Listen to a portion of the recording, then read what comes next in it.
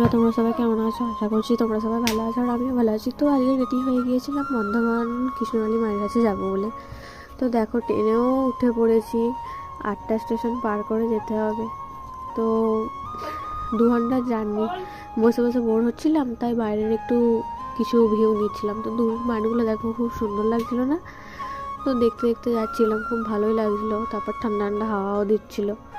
এইসব দেখতে দেখতে ফাইনালি আমরা পৌঁছে গেলাম বর্ধমান স্টেশনে। তো এটা আমার বৌদি, এটা ভাইজি, এটা আমার মা, আর এটা ভাইপো আর দাদাও ছিল। তো এদেরকে নিয়ে চললাম কৃষ্ণকালী মায়ের কাছে। তো দেখতে দেখতে স্টেশন থেকে বার হয়ে আমরা টোটোতে উঠেও পড়লাম। টোটো ছেড়েও দিয়েছে।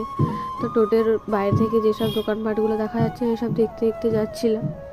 তো এটা আমার দাদার মানসিক করা পুজো, তাই পুজো দিতে গিয়েছিলাম। তো দেখো, পৌঁছেও গেছি। এটা গেটের সামনেটাই। তো দাঁড়িয়ে দেখছিলাম কোথা দিয়ে কি কিনবো। যা জিনিসের দাম, একটা ডালার দাম 51 টাকা, তাতে কিছু নেই। তারপরে পিকচারগুলো 150 টাকা, 100 টাকা এরকম দাম। তো দেখো, তারপরে আমরা লাইনে দাঁড়িয়েছিলাম অনেকক্ষণ।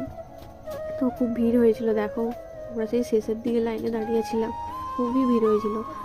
তা এটা ছিল আমি, বৌদি, আর একটা বৌদি, আর ভাইজি। তো খুব ভিড় হয়েছিল। দেখো, বললাম না ভিড় হয়েছে, এদিক ওদিক ভিড়। তো তারপরে ফাইনালি মঙ্গলা মায়ের সাথে দেখা হয়। তারপরে মাকে দেখলাম, কৃষ্ণকালী মা।